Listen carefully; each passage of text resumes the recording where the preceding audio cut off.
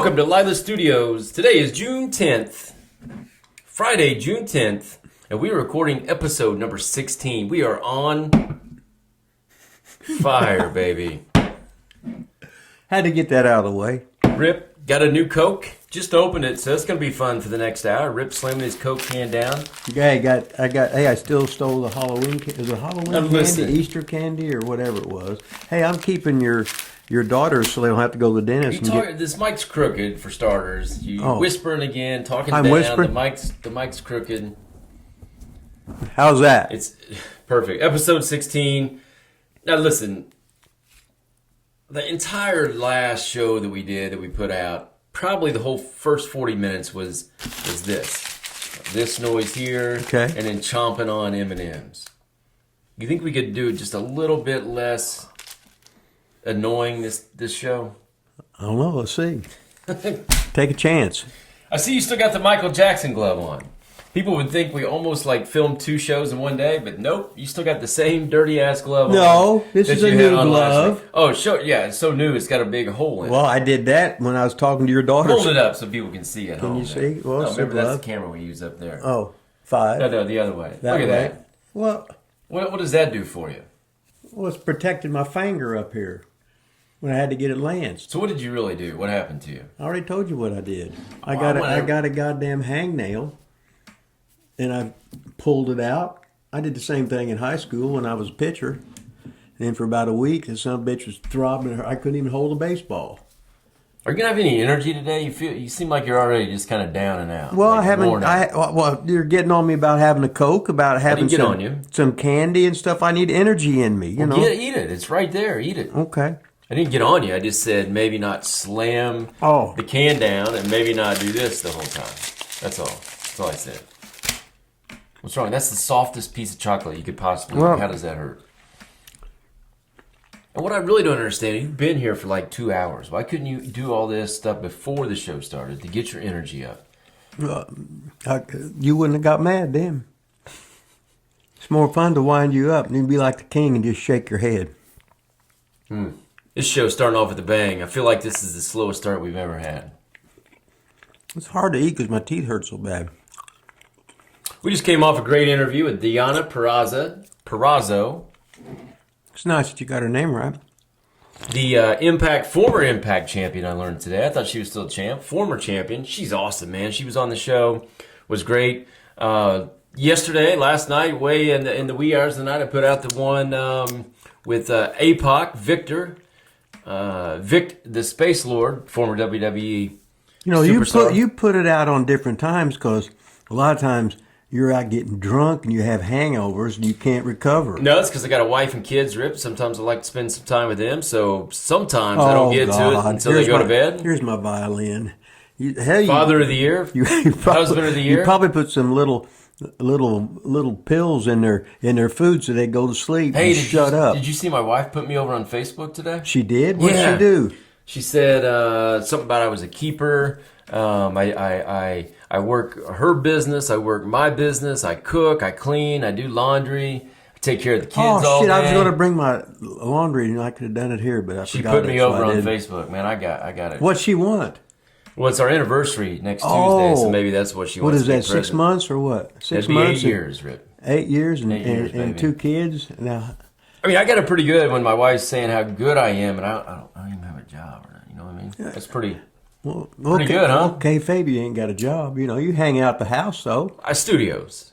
Hang out at Lila Studios. You got the ring with 4 ropes in back of us.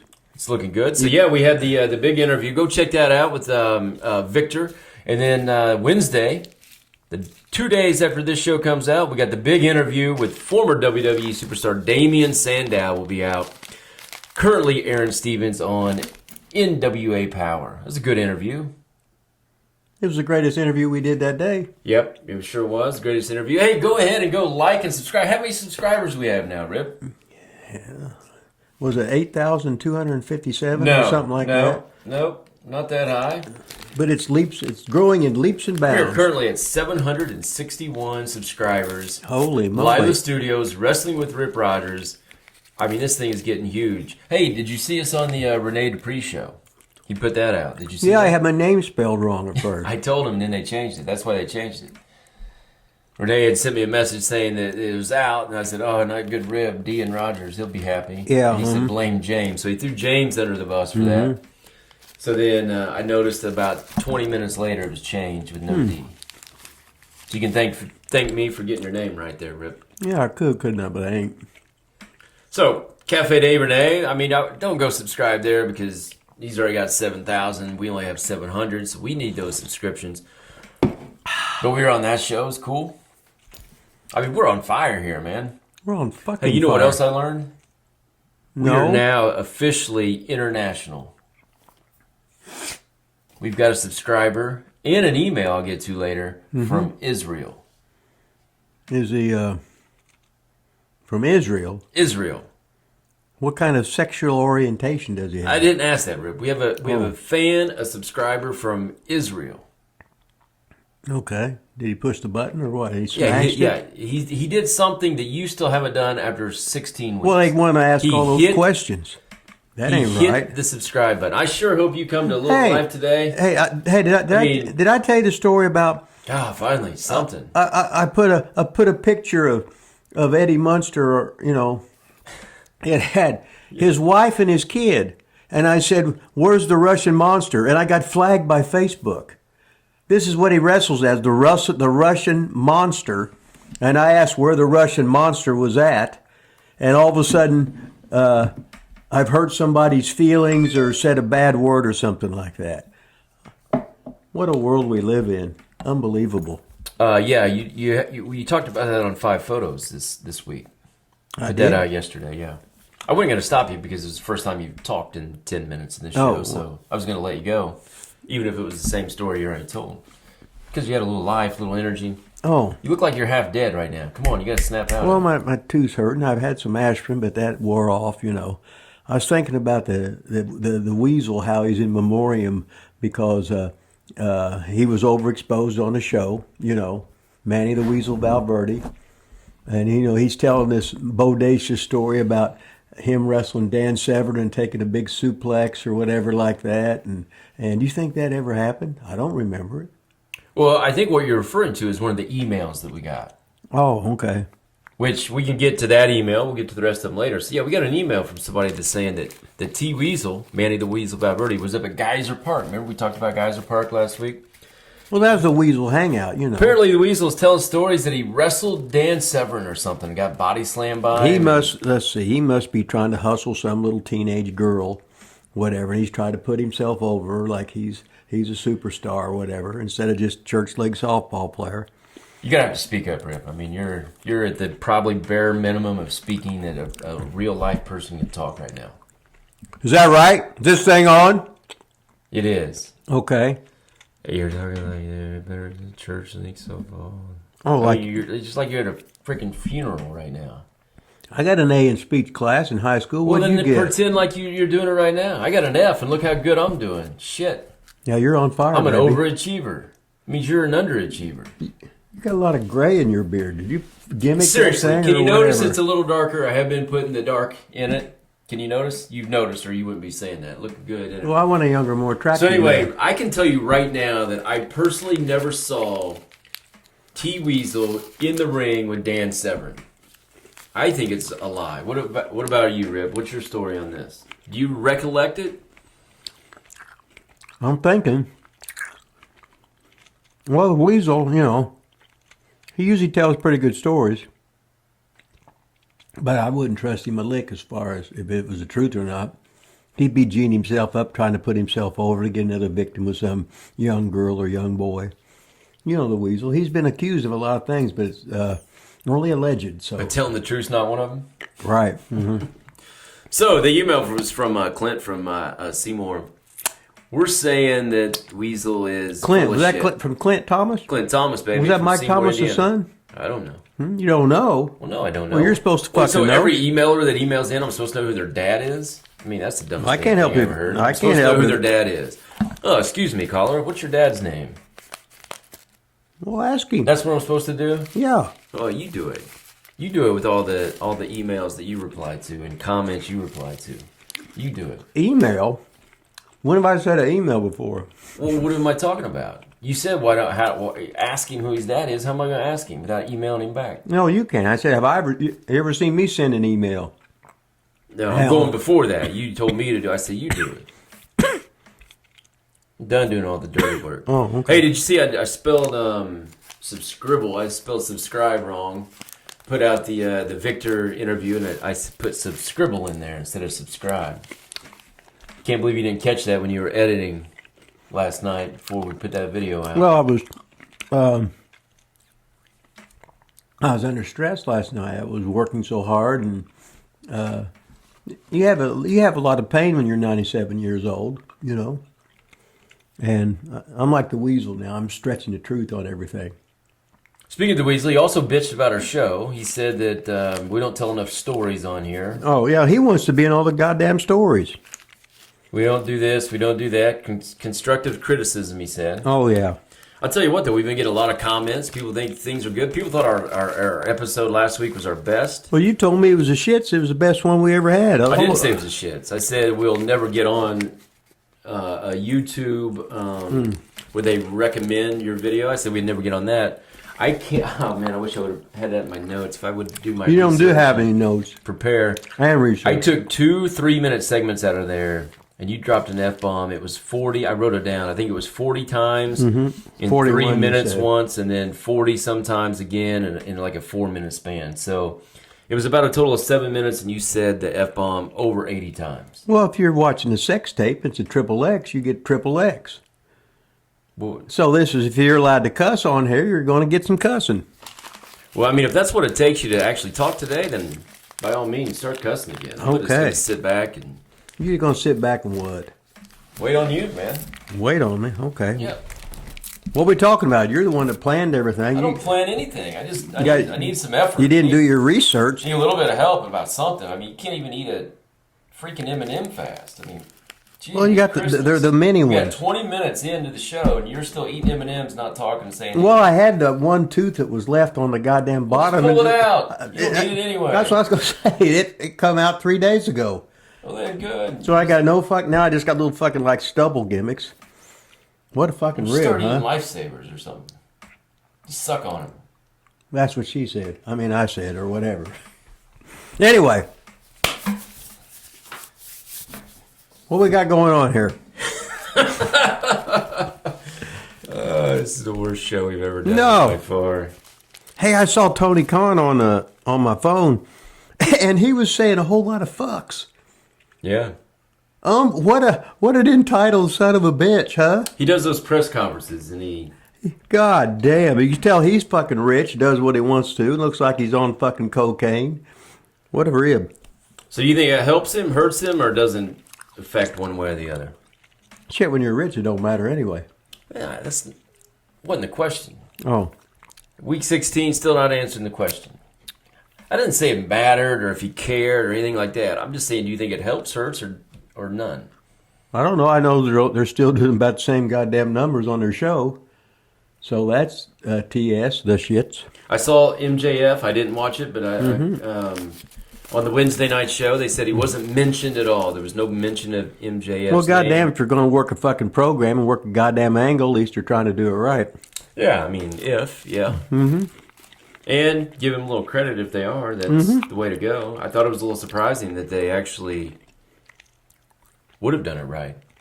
Really. Well, you know what's funny is this should be business. You know what I mean? We ought to make fucking wrestling better. If they just hire goddamn Cornette and he can filter shit.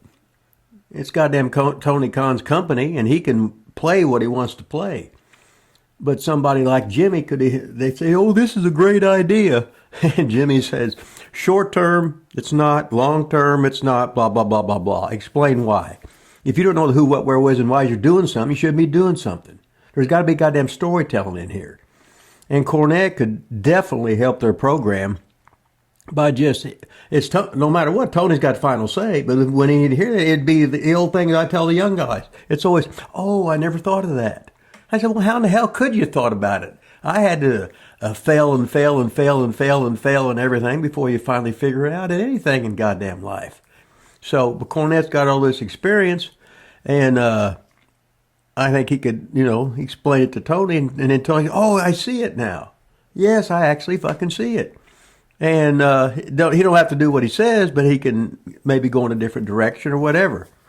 But anyway, that's just my 2 cents worth. AEW, you got Regal there, you got Mark Henry there now, you got Big Show there right now, you got Serena Deeb there. So hire Jim Cornette. He can't go wrong. Did they ever try to hire him? Do you know in the beginning? I have no idea. I know a long time ago, Jimmy said, I'm so busy with all my podcasts and all the shit I do that, he don't need it, He's in his own little world, living at the Castle Cornet and got all of his shit there, living the dream. He's king in his goddamn hometown and don't get any goddamn better than that. But a lot of times, all of a sudden, you get, all right, I need a little excitement now. I need some ups and downs and temper tantrums, etc., and get that passion going.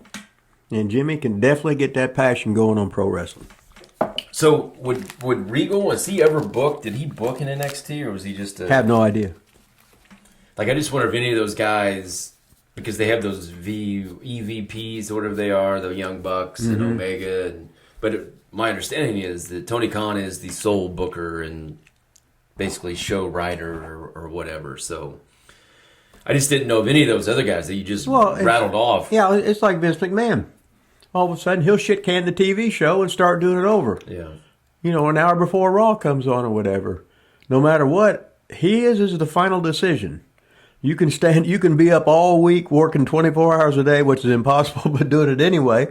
Racking your fucking brain, you think you got something, I think this is going to go, then all of a sudden he shit cans it. And you get mad. Why? Well, I did all that work. Well, your fucking check don't bounce anyway. You're living a goddamn dream. What the fuck? It's his goddamn fucking money. It's his goddamn company. If it's my company, I'll listen to you, and I'll say, well, I sort of like that. Maybe I'll change it. It's like Ron Fuller. We would discuss angles and long-range programs. And he'd say, well, we did something like that before. Let's change this around a little. Then he'd say something. I said, Ron, but I did this, blah, and this was seen on cable TV, whatever, blah, blah, blah.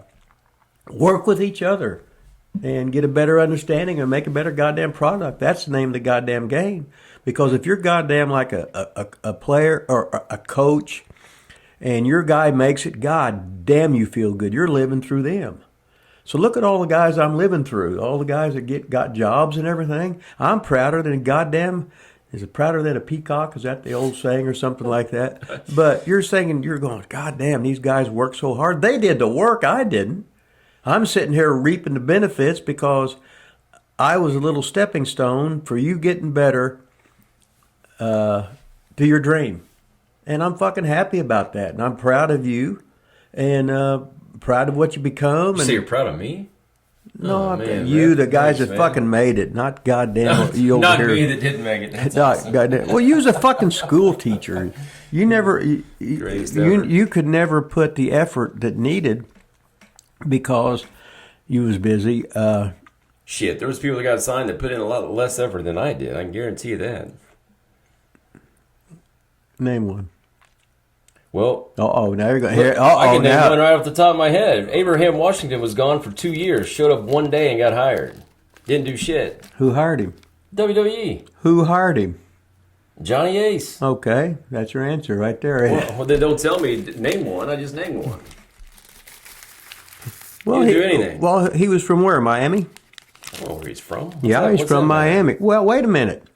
Have you ever got and moved 10 hours away from your goddamn family or whatever? That has nothing to do with what we're talking about. You didn't do that, did you? That has nothing to do with what we're talking about. I don't? No. Okay. By any means goddamn necessary to get there. But that's kind of the whole point of this. He wasn't there. He left. He was gone. He didn't. And when he was there, it wasn't that long. So, I mean, we're doing apples and oranges now. I totally agree. He lived in finally agree. He lived in goddamn Miami. I don't give a fuck where he lived. What does that matter where he lived? Okay, where did you ever go outside of your fucking comfort zone to goddamn train or try and chase a fucking dream? Nowhere. Okay, that you just answered it yourself. And then you just answered it yourself. Also going to come in and say all these guys. I don't understand. So it's because I lived 45 minutes away, an hour away, that it's not. I don't go to the same fucking class, or I don't go as much or more than somebody else because I lived an hour away instead of 10 hours away. That's the dumbest damn thing I ever heard. It's the dumbest thing you ever goddamn heard. That it matters how far away you live if you're still putting in more time and more effort. I mean, give me a break. Oh, you put in more fucking time. Okay. Oh, because I didn't live there, or because makes no sense. No sense at all. As Bulldog Brown would say, more sausages. Bad attitude. Bad. I had the best damn attitude there. Shit, you was too busy telling me how good your cut fastball was, the great game you had against fucking Connorsville, how Chile had the most goddamn appearances in high school history, how your sister's the leading scorer in Butler University, how your dad the king. Not only is he Father of the Year, Principal of the Year, Family Man of the Year, I'm the only undefeated manager in pro wrestling as he gets that last head shake in. Happy late birthday again to the King, 75 plus now. But anyway, you got to have that good goddamn work ethic. Hell, I give you a fucking chance to goddamn manage me. Some kid pulls a goddamn gimmick out of your fucking tights. Do you think Bobby Heenan would let some mark do that? My first time, man. Huh? My first time. I wasn't trained properly. Oh. Where was Randy Whitman from? God, I'm trying. Fuck. It'll hit me when I ain't trying to think about it. Guy, I haven't heard the name Randy Whitman in how many years, right? He went to IU. Yeah. Mm-hmm. I mean, he made it. I just wonder how far he traveled to go to college. Probably not that far. I wonder how far Steve Alford had to travel. Not very far. Oh, okay.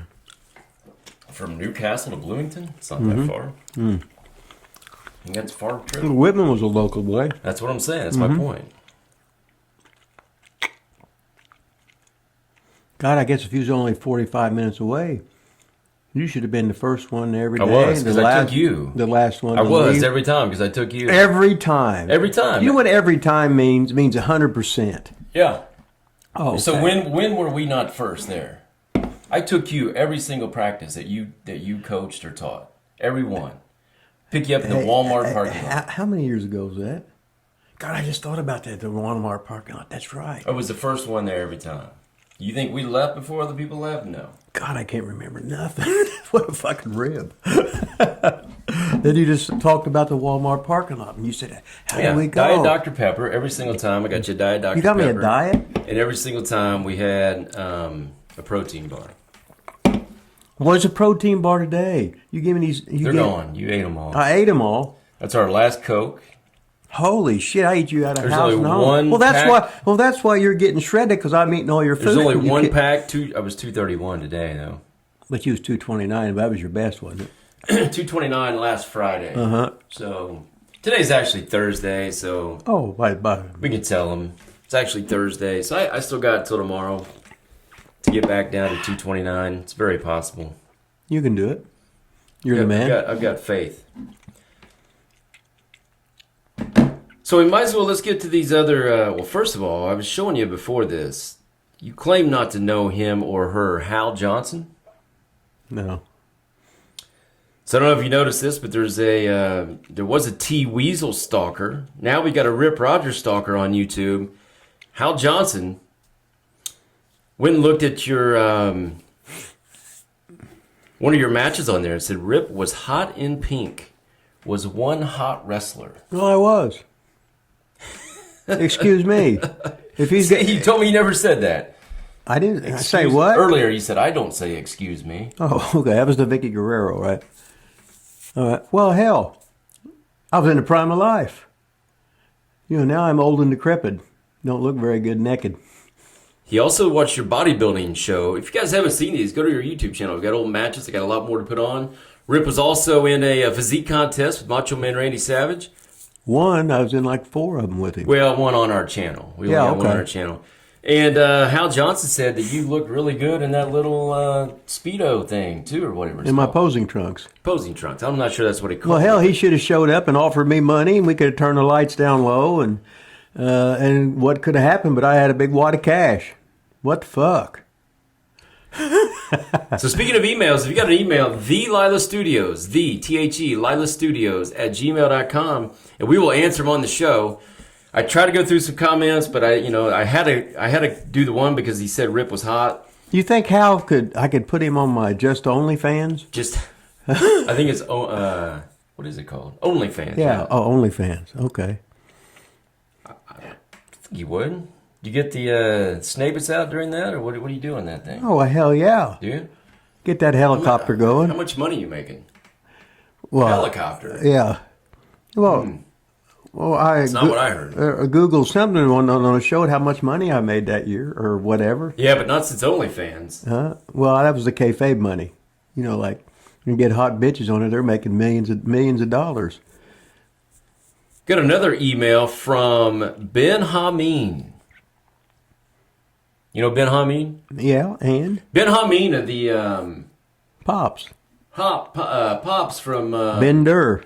Hameen Media. Hameen Media. Yeah, there you go. He does a show with Stevie Richards and Russo. He's a Russo guy. Him and Russo and Stevie Richards do a show. Should know to plug it on here, and the channel Channel Attitude, I think it is. We need to have him on the shows. What we Let's need have to him do. on. I think it's channelattitude.com, I believe. I think that's what it is. Sorry, Pops. Well, he's been on that for a long. We don't do our research here, so I can't remember what it's called. But he's got a hot question here for you, Rip. He said he's a long time watcher, first time emailer. I'm gonna say rank him in order. He wanted the best, but I'm gonna rank him in order from these DCW legends. Okay, who are they? Specs. Okay. The field The effects of Specs, the baby. effects of Specs. The what was Dre Blitz's? What did he do? He said something. Dre Blitz. Dre Blitz has arrived. Dre Blitz has arrived, baby. Okay. And the one and only, the legend himself, the man, the myth, the legend. 4 more weeks, Richard Cranium. Let's see now. Now, what's the categories we're rating these on now? I don't know. He didn't really specify, so I would just say overall. I would guess I would say overall, man. I don't. Well, Dre Blitz was about 165 pounds, I think, when he first come in. Now, hell, he might be 280 or Solid more. muscle. Or more, but he can still do the blitz kick. Can he? He's over. Okay. So, I just got to write all this down. He well, I got to see how I'm grading him, right? The tape here. Okay. Then we got Specs. Remember, I'd always save Specs for last so we could feel the effects. It's always the last promo of Specs. every DCW class. That's right, Specs. So, Feel the effects. But the thing about it was, when he did this, when he started out, he was rotten. Then all of a sudden, he got a little bit of confidence. Then he started feeling good about himself. Then it was all Specs. Then he wouldn't shut the fuck up, right? And Richard Cranium. Who hurt Richard Cranium with that big one and done? He had a mask on, man. He had a mask on. He had a mask but on. He did look like it looked like the same height and build of Mason Rage. I don't want to say it was him because that would be purely speculation. Well, Mason Rage was my partner. I don't know if you remember, but me and him were in the back, and I was chopping him, Right. getting him ready for the big match. So it could not have been Mason Rage. I don't Well, know who- we had the thing on the monitor. Do you think that was gimmicked or something, where that was like delayed or it was already done? Or The funny thing this is, or that? after I chopped him, he came out of the curtain. Like, it went from me chopping to the curtain, but when I was chopping him, he had his vest on. and then he didn't have. And he Well, he comes must. out- I think he took it He off. must have taken it off in that split second.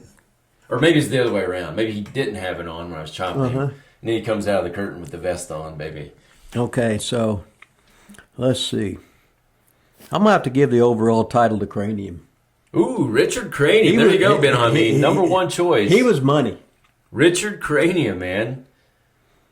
Yeah, he had that. He had I tell you that 4 more weeks. For The child, what was that called? The Children's Hospital of America. the Children's Hospital of America. God, if I could find that, I'll put this in there. Then he had the boobs in Then he the had thing. the boobs in his fucking face and the tongue come out and them eyes right there. But until then, I'll just enjoy my time or whatever. The Children of America. Oh, God. And you put the phone number. Remember the phone number? There was like a phone number put up there. God, that was good. And then he gets killed by Mason, or almost somebody that looked like Mason Reed. The mercenary. The mercenary. That's what I meant to say. And then it was 4 more weeks. Did he do it again, or whatever happened to that? Was there ever an ending to it? Well, we had the four. First of all, it was something. It was 4, 3, 2, 1 more week. Then he got killed. I know, but And then he was supposed to have get out of there at rehab or whatever, blah, blah, blah. Then I think I might have had Pops writing the show after that. I don't remember whatever happened. Like after he got killed, I just remember the bachelor party where you was doing good, Josie was looking good, all the girls were coming in. Good thing my wife didn't watch this show. Yeah, she didn't watch that show, and then This show. I mean, then all of a that we're sudden, doing Sweet Stevie come in, and I heard Rest in peace. was that tears of joy or was that pain he was putting you through?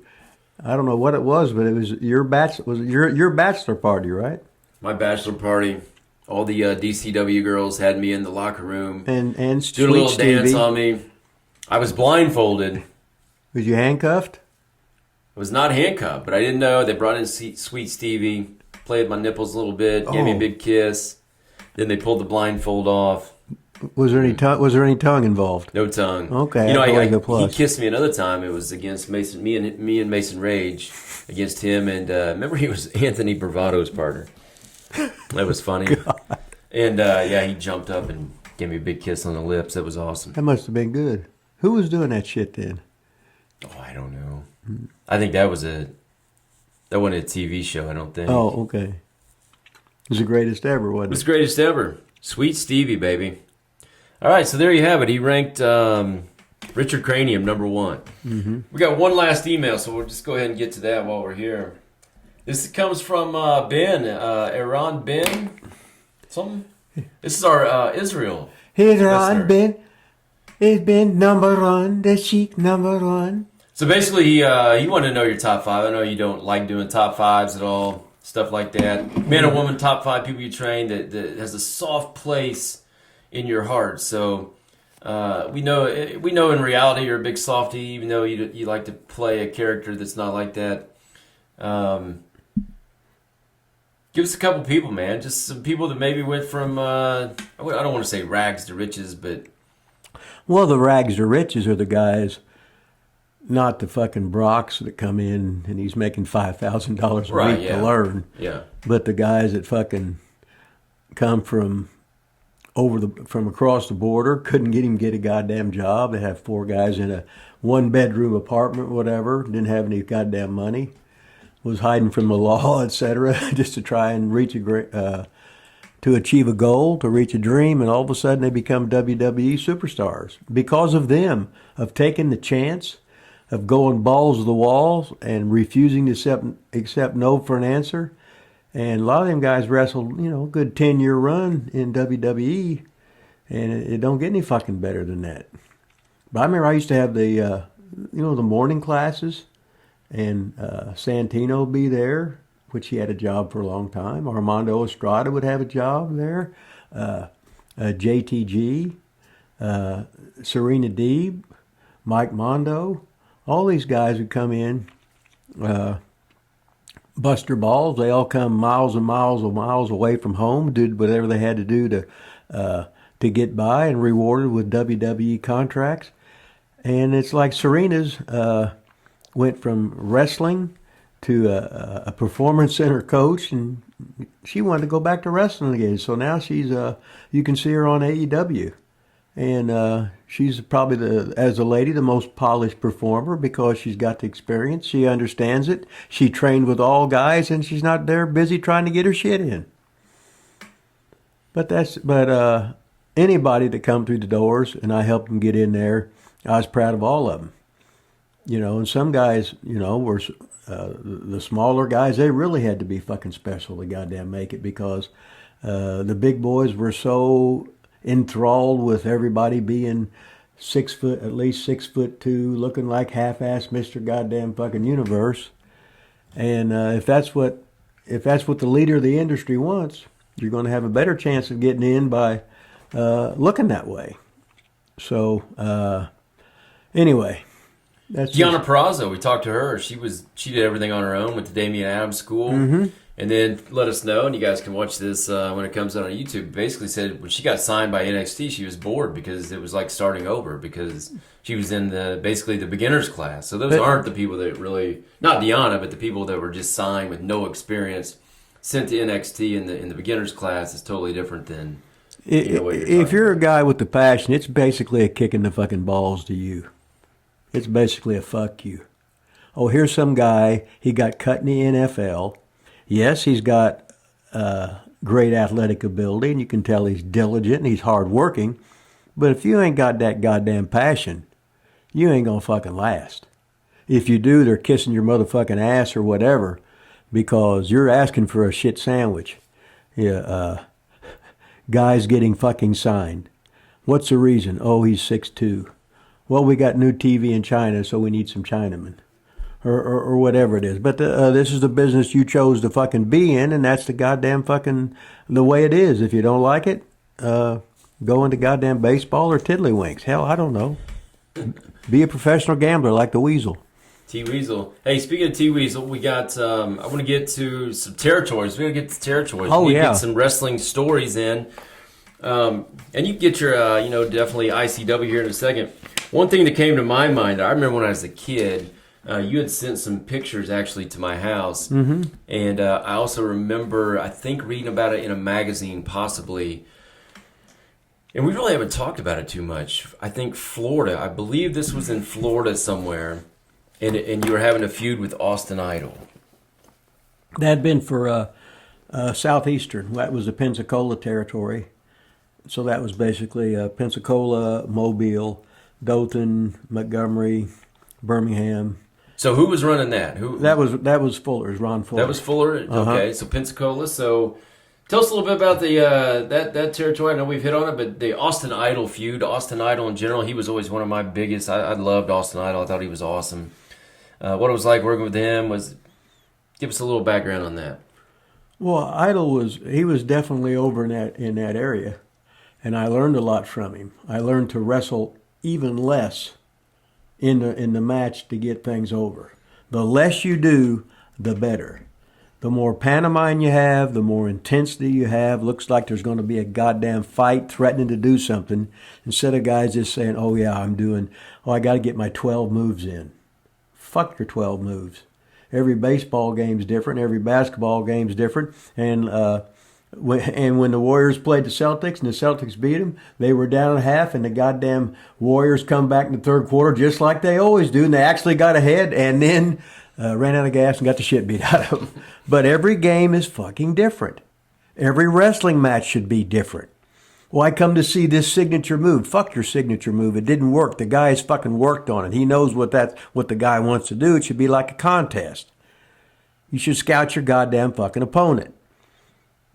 If you're a fastball pitcher, a all-fucking speed pitcher, a fucking three-point shooting team, a goddamn football team running the fucking spread offense or whatever. This is goddamn sports is what it is. And treat wrestling like a goddamn sport and you'll have much better results. Shake your head. So what was Austin Idol like? You wasn't going to get hurt. No. Oh, I think I heard no. Cornette say maybe he didn't. Does he not bump a lot or something? Maybe he said or. No, he don't bump. He registers. He'll go to a knee. Got to remember, at one time he was Iron Mike McCord, and he weighed about 285, and he's in He was big. He was about in WWF. Oh, he was. I didn't know that. He still has them goddamn huge arms. Did he ever have a WWF run? I don't remember even. Oh no, no. If he was in WWF, this was in the late 70s, maybe early 80s, but probably early or late 70s, and he was huge. So. So was he an actual bodybuilder before wrestling, or was he a wrestler? Did he get into the business? Well, he trained at Shredder or whatever, blah blah blah. But I don't know the backstory on him. No. I think, but I know he had a house in Pensacola, so he had worked Pensacola for about a year. Then he'd go to Memphis for 6 months, and he might go to Tampa for 6 months, and he'd go back to Pensacola. He was always used good, and he was always the leader of gimmick sales. If you, Austin oh Idol. yeah, he was always the first one there, first one in line. You're going to see is him. You're going to buy his goddamn picture, and he could goddamn talk your fucking ear off.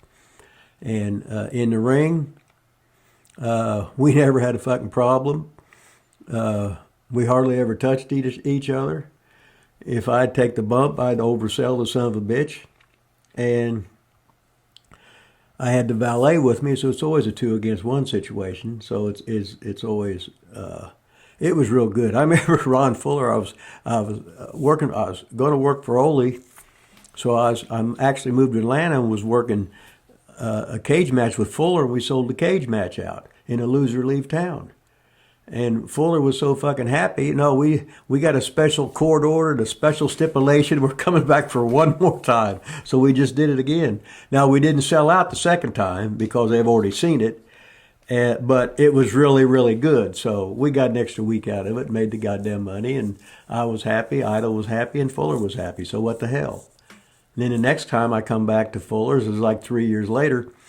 When I went in there the first time, I started out in the open junior heavyweight champion. Then Fuller kept me off TV for 6 straight weeks. But you were there? Yeah. He says, I want to see something. He says, well, you already made my mind up. He said, you got more heat than anybody and you ain't even on TV. I said, well, excuse me, Ron, I'm fucking good. He goes, I know, but I wanted to see it for myself. So then the second time I come back, I started out semi-main event, starting the first.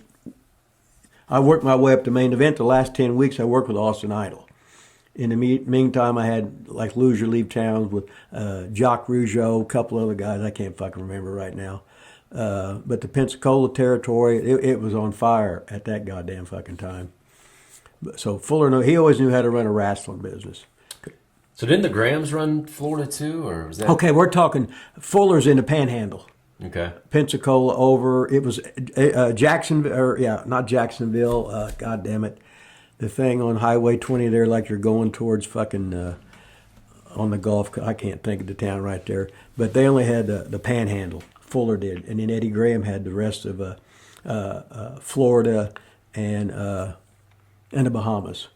Oh, the Bahamas. Oh, Bahamas, we go there about every 2 months. Did you go with Eddie Graham there? Or did you work for Eddie Graham? Yeah, that was yeah. See, they had a TV there. That's like from Puerto Rico and Carlos Colon in Trinidad. They had a TV there, so they'd spend a special tape there. So Carlos Colon was the main event in all the Puerto Rican shows, but Victor Jovica, who was really the majority owner of Puerto Rico, he would do jobs on his own TV show. He didn't give a shit, but then he was the star on the special tape that went into Trinidad. So then Carlos worked underneath and he just fucking laughed. The power of television. You could be before cable TV, you could be a good guy in this place, a bad guy in this place, a different fucking character, a fucking tag team specialist, a guy that was a brawler, all of a sudden he's a scientific wrestler. That was called knowing how to goddamn fucking work, and that's how you kept a goddamn job. Or you'd come in and all of a sudden you're working under the hood for Vern Gagne in the AWA. Then all of a sudden you're back to being a killer in some other territory, and it was so fucking good. So who was typically like Graham's top people? Oh, Dusty was his booker about 7 years.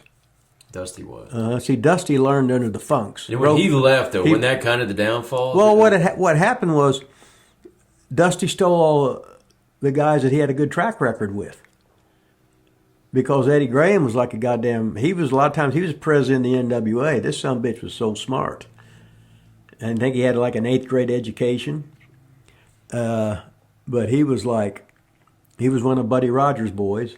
And actually, I'm named after Eddie Graham because Eddie Graham was the first Rip Rogers. Oh, he was? Yes, he was Rip Rogers in Texas in 1955. And when Frankie Kane saw me in the Mississippi territory in '79, he says, "You're a Rip Rogers." That was the original. Eddie Graham was the original Rip Rogers, and his real name was Eddie Gossett. But he made his money Eddie Graham, and he said I reminded him of him when he was young. So thank you very much, Great Mephisto, and thank you, Eddie Graham. So did Eddie Graham ever say anything to you about it, like being Rip Rogers? Was that did it No, ever come well, Eddie Graham. or were you Rip Rogers when you worked for him? No. Oh, yes, but he had passed. He committed suicide. He was already gone. In February, and I worked for him in like if I left in September. I remember going in there then. Okay, so I interrupted. Did you ever talk to him about it before he passed? No, because he was dead before I got in there. Oh, at all? Like Yeah, never? then Wahoo was the booker, and then Hiro Matsuda, he might have been majority stock owner or something. And then Mike Graham was in there. Duke Kiyomoka was in there, who was Pat Tanaka's dad. Oh, really? Yeah. That's what I thought. I didn't know Tanaka's dad was a wrestler? Yeah. Oh, wow. And then Pat was the big shooter when he was young. Really? And then his brother used to run towns for championship wrestling for Florida or the Tampa territory. So where were you when you told the story? Was that Florida or Bahamas? Somewhere where there was like a big hurricane coming through. Well, that's Puerto Rico. Was it? When Yeah, you that were was crossing like a bridge or something? Or what was that story, I thought? A bridge. Maybe you weren't crossing a bridge. Maybe you were... Did you got like pilled up and went to sleep? Oh, that was Hurricane Hugo. Was it? What was that? Yeah, that was in Puerto Rico, and they had the big show coming up. So they canceled the show. We did it like the next month or whatever. But that's when the Vietnam nut took me to goddamn in the middle of the goddamn island. We heard the fucking wind going and everything like that, and took the pills to go to fucking sleep, jacked off, and had a fucking buffet. My fucking stomach was throbbing. I said, well, I'm going to die now. But then all of a sudden I woke up, the sun was out, the birds were fucking chirping, they was fucking singing. And that's when we got up and we went to town and we saw all the, as I would call them, the greasy Puerto Ricans. They was robbing everything. Oh, they were looting.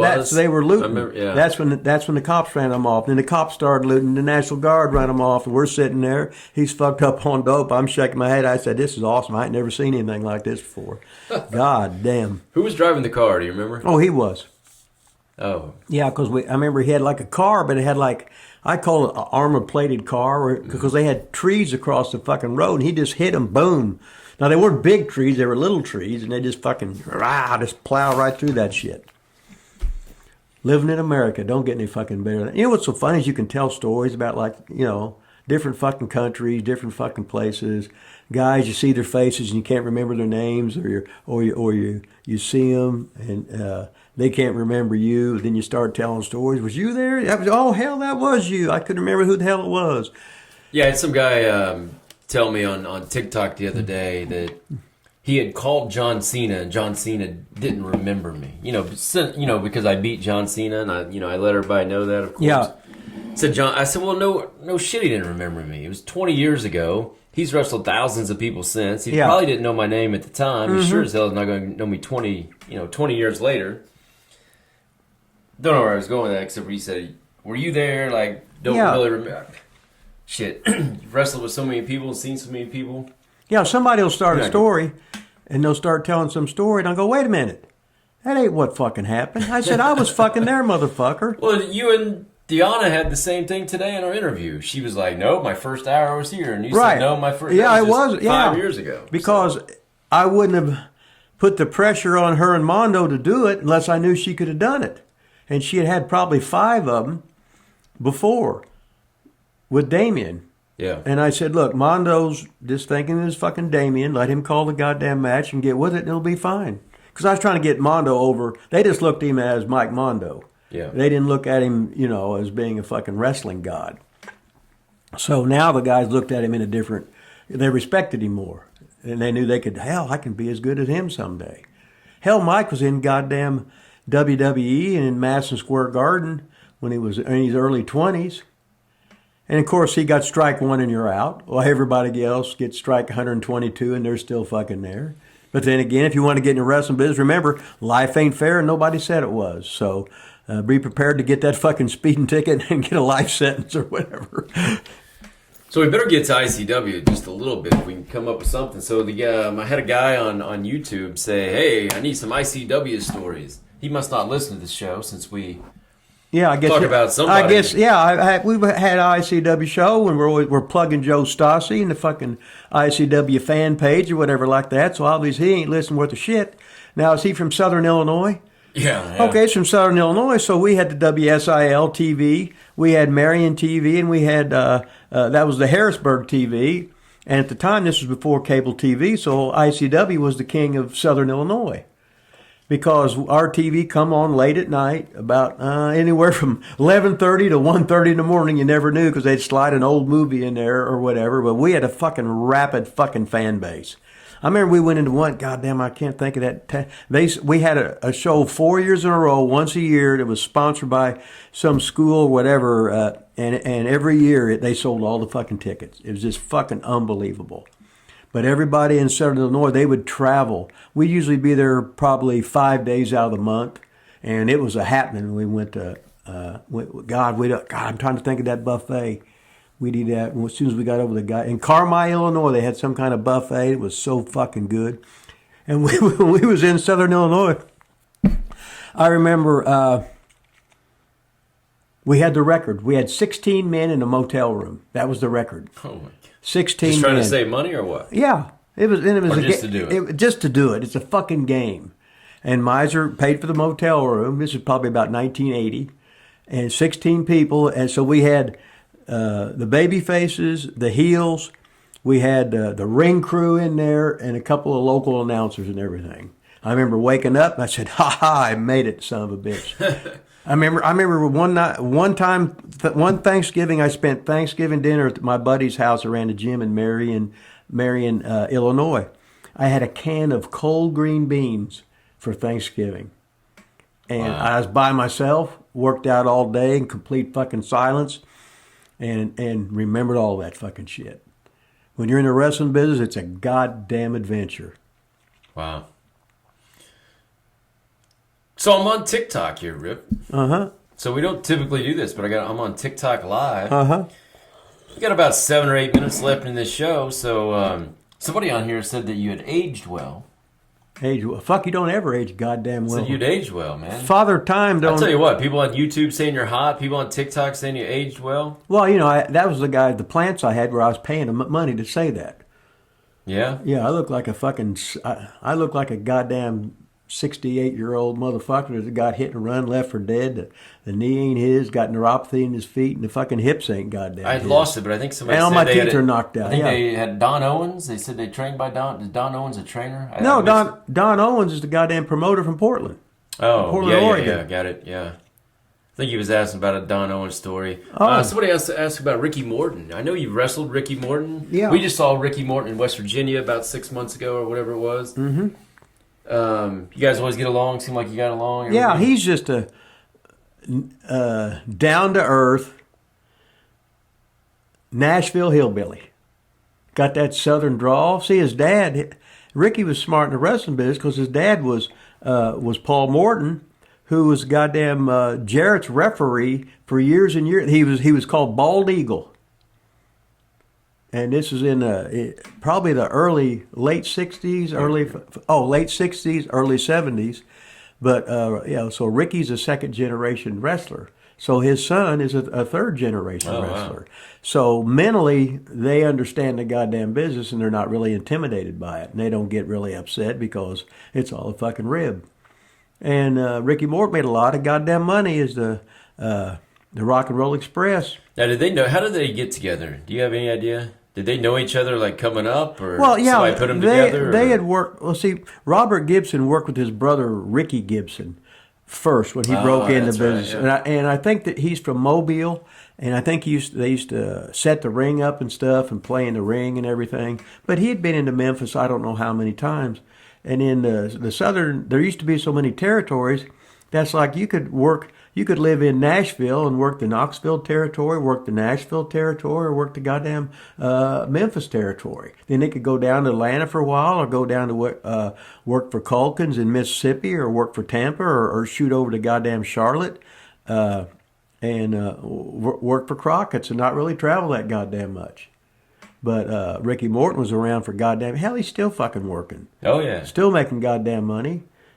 Still one of the best sellers in the goddamn fucking business. And Roberts was always a little bigger, so you get the heat by getting the smaller guy, getting the heat on the smaller guy because he's in more jeopardy. You don't want the little guy saving the big guy. You want the big guy saving the goddamn small guy. So the wrestling psychology, there ain't gonna be no violence in his match, guarantee it. Just like mine. I remember I was supposed to punch Ricky Morton, and it never happened. Fair show. Oh, well, there wasn't no reason to do it, was there? Well, I jumped up on my, I don't know.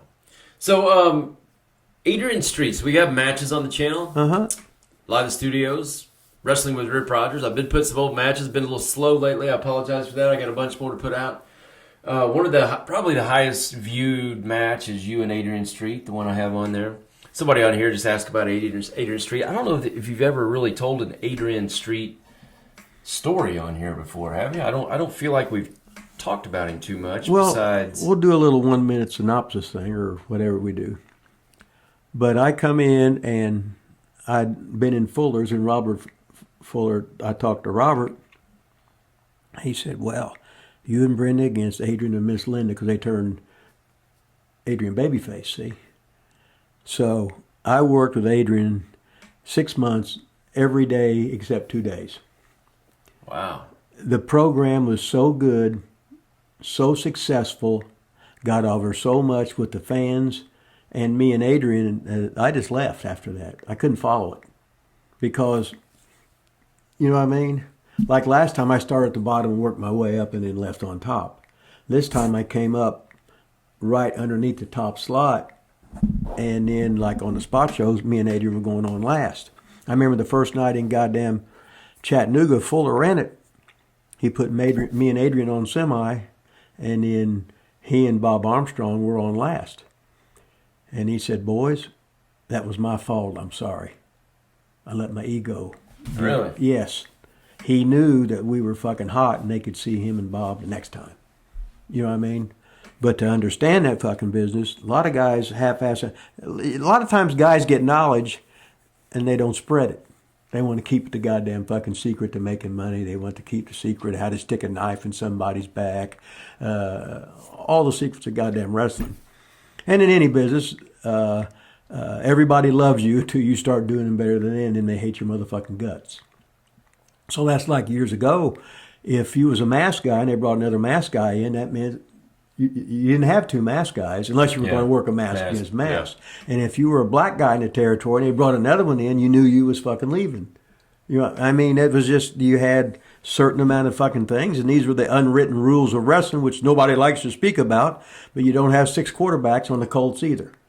It's like choosing position in a draft or whatever. You got the wrestling is a buffet. You've got all kinds of dishes in the buffet. So many. Not everybody has chicken. Some have fish. Some have roast beef. Some have steak. And wrestling's the same goddamn way. But anyway, back to Adrian Street. We got over so good. In this was like 86 and 87. 1991, the very first, they had a thing that come on called Global Wrestling Federation. It was on ESPN. The very first main event in Dallas was me against Adrian Street. Because Joe Pedicino was a partial owner. And he used to have the Pro Wrestling This Week. Oh, he did that show, didn't he? Yes, yeah. Pro Wrestling This Week. So here's a match from Charlotte. Here's one from WWF. Here's from AAWA. Here's one from Tampa. Here's one from Bill Watts. Here's one from Memphis. Here's one from Kansas City. Here's one from Don Owens. Here's one from Japan. Here's one from Austria. This is from England. This is Germany. And then Gordon Soley was on there too. And they would have all these, like a wrestling report for the week of. This week in pro wrestling. Of course, it was probably a couple weeks old or whatever. Yeah. But at the time, you didn't fucking know it, you know. But, so Joe brought me in there. And what's so funny was I was just doing jobs on Atlanta.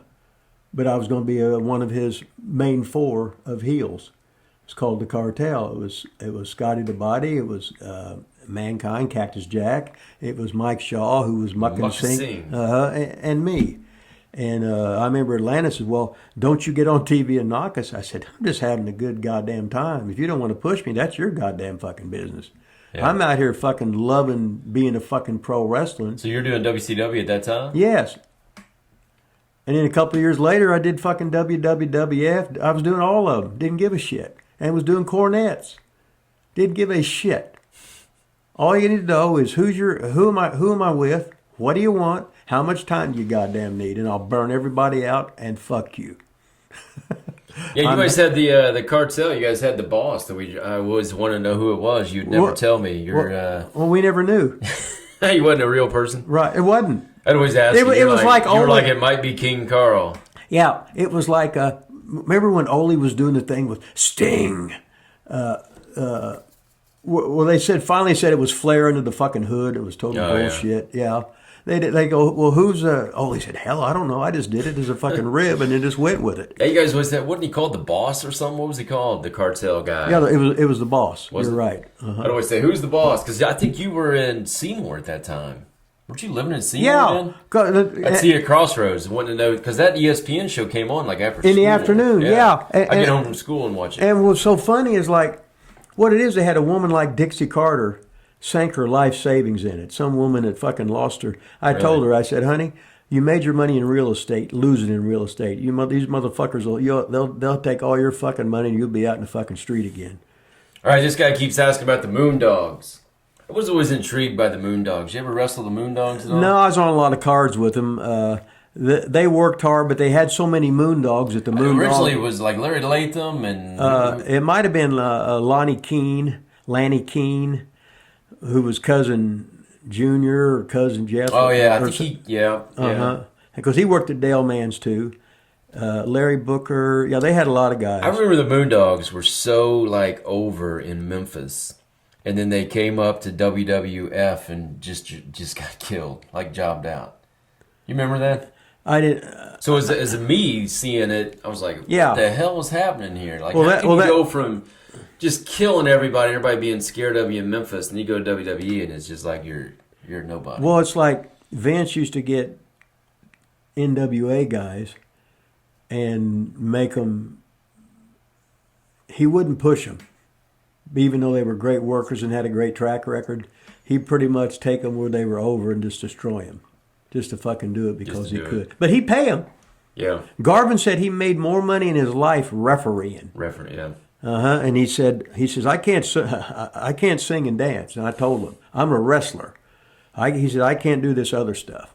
And then Pat Patterson got him on because he was Garvin's buddy, and he got him in there. And he said I made more money goddamn fucking refereeing than I ever did in my fucking life wrestling, which is awesome. So you work for WWE, you'd definitely make that goddamn fucking money. And Garvin just sat back there and shook his fucking head. Well, it was used to the Seymour show. Garvin was there, right? Against the Iron Sheik. Yeah, against the Iron Sheik, yeah. Ronnie Garvin and the Iron Sheik in Seymour, Indiana, baby. Oh, don't get no better than that. Iron Sheik was in the locker room. He's like, where's the nearest liquor store? Yeah. He had no idea what was going on. No. He said, I said, Sheik, Sheik, you got color in the fucking ring. It's a goddamn spot show. What the fuck's the matter with you fucking idiot? I came in the locker room after this show. Mm-hmm. I just remember like my uncle, Mark Haskett and Brian Brock, they had the red T-shirts on that said security on the back. And I remember Mark was in the locker room. I think he'd walk like the Sheik back or something to get a bunch of heat there. And I don't know how. I think I just went back there and Sheik's back there. Where am I at? Where's the nearest liquor store? Yeah. He had no idea what was going on. No, that was a Sheik. Oh, fuck. Memories. Hey, so you talked about it a couple different times, and we're about done and out of time here. What's the chances of us ever doing anything with Jimmy Cornette? Think we got a shot? Anything? Being on his? I don't think he really has people on the show. Think he'd ever come on our show? I've been on his show twice. Does he have guests? I've never heard guests on there. Well, this has been the last 6 years or something like that. I've seen your like sit down. This wasn't. I thought I saw one at OVW. We was plugging something, but this was on the phone, and it was on his Jim Cornette Experience or something like that. And they was 48 minutes or something like that long. Because I remember the first time he called me, I just almost got some guy ran in my fucking car because his fucking trailer was swinging, and this boom just ripped my fucking thing, and I'm yelling and screaming, and I say his goddamn license plate number over the fucking thing and everything. On the show? Yeah, and then one thing, the guy called me. I thought it was a guy coming over to fucking fix my goddamn washer dryer or whatever, and I'm cussing at him because he's goddamn fucking late with no fucking notice. What the fuck, whatever, blah, blah, blah. You said you'd fucking be, you cocksucker. You're not fucking here, whatever, this and that, and such is life. While you're on the show again. Like yes, Cornette show. yeah. Uh-huh. Okay, so let's get back to the question. You've been doing so good at actually answering questions today. You think Cornette would ever do anything with us on this show? You think it'd be a possibility? I don't know. No? Maybe. Tease him. Maybe. We'll have to see. Oh, yeah. We'll be like AEW teasing something, you know.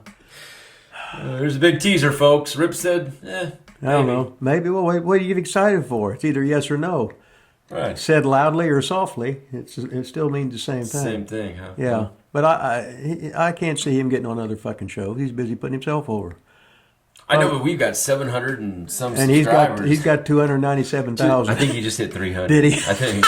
What an unbelievable. Just thinking he could get our 700, though. He's probably already got him because we stole his 700. Yeah, or right. Our 700 yeah. from him. Yeah, so. most of it from the cult of Cornette. You know, we was just on fire there. Yeah, that guy called in last week. It was awesome. Yeah, that was Ron. Yeah, worked out well. Mm-hmm.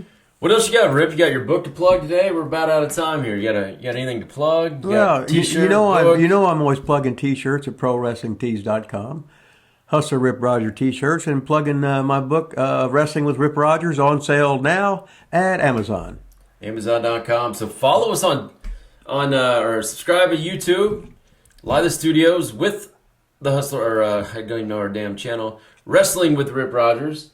I put some stuff out on Twitter too under at Lila Studios. Nobody follows me, so whatever. Rip usually will retweet me. So what's your Twitter, Rip? Hustler 2754, ladies and gentlemen. Hustler at 2754. Hustler 2754. Do that.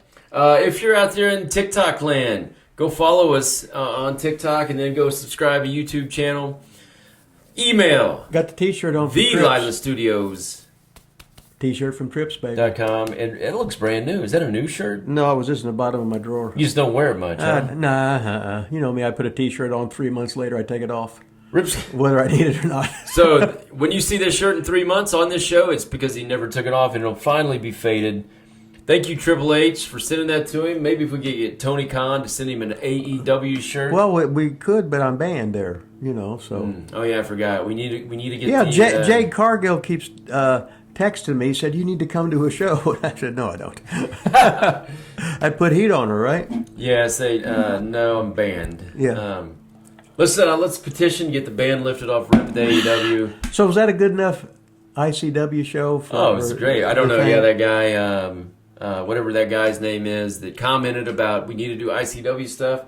There you go. Southern Illinois. Was it Southern Illinois? Yeah. WSIL-TV and TV in Marion. Manny the T Weasel, we got some stories in for you. Not that we really care. See if you can prove that Dan Severn story. We're not buying it here at Live. The Weasel's sort of banned from overexposure. Yeah, he's hot dog. Bitches. How many people are overexposed and then bitch about the show? Like if I was on the show all the time, do you think would you bitch about it? Like I wouldn't bitch about it. Well, today's wrestlers do. They're not getting their deserved push. Yeah. Or the marked fans. Well, I'd say if you got 5 photos and you're all 5 of them, that's a pretty good push. Well, yeah, he did give me that $5 bill. Got the Weasel. $1 per photo. Yeah. All right, we got no big ending. We got nothing. Like, 0. Subscribe. Episode 16 in the books. Smash that button. Smash that button. Is that Remember, TikTok it's that or what? camera, man. Oh, Remember, is that, you gotta tell the YouTube people right there, man. Tell them, smash it. Smash that motherfucker.